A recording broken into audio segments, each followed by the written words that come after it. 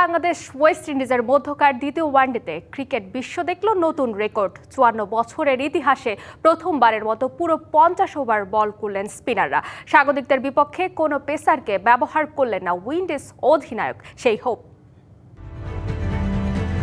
মিরপুরে Bangladesh West Indies দ্বিতীয় ওয়ানডের প্রথম ইনিংসে টস জয়ী বাংলাদেশ খেলেছে পুরো ৫০ ওভার, উইকেট পড়েছে ৭টা।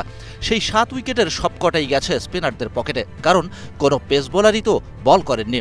একমাত্র পেস বোলিং অলরাউন্ডার জাস্টিন গ্রেভসের হাতে বলই দেননি উইন্ডিজ ক্যাপ্টেন। ওয়ানডে ইতিহাসে প্রথমবার পুরো ৫০ ওভার স্পিনার দিয়ে বল করিয়ে নতুন রেকর্ড গড়ল ক্যারিবীয়রা। কখনো ব্যক্তিগত, কখনো বা দলীয়। ওয়ানডে ক্রিকেটের ৫৪ বছরের যাত্রায় বাঁকে বাঁকে ক্রিকেট প্রেমীরা দেখেছে কত না রেকর্ড। তাই বলে পুরো ৫০ ওভার স্পিনাররাই হাত ঘোরাবেন, কেই বা ভেবেছিল কবে?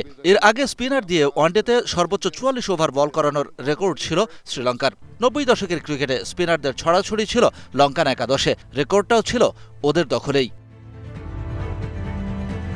১৯৯৬ সালে পোর্ট অব স্পেনে এই স্বাগতিক উইন্ডিজের বিপক্ষে ৪৪ ওভার বল করেছিলেন লঙ্কানদের ৬ স্পিনার। সেই ম্যাচে উইন্ডিজদের ৩৫ রানে হারানো মুরালীধরনরা ৮ উইকেট ভাগাভাগি করেছিলেন ৬ স্পিনার মিলে। ১৯৯৮ সালে কলম্বোতে নিউজিল্যান্ডের বিপক্ষে স্পিনার দিয়ে ৪৪ ওভার বল করিয়ে ম্যাচ জিতেছিল লঙ্কানরা। ২০০৪ সালে ডাম্বুলায় আরও একবার লঙ্কান স্পিনারদের দেখা গেছে ৪৪ ওভার বল করতে। সে ম্যাচে অস্ট্রেলিয়ার বিপক্ষে চামিন্দা ভাস ছাড়া আর কোনো পেসারই ছিল না দলে। অজিদের ১ রানে হারায় লঙ্কানরা। গেল বছর নেদারল্যান্ডসের বিপক্ষে ৪৩ ওভার ৪ বল করেছেন ওমানের স্পিনাররা।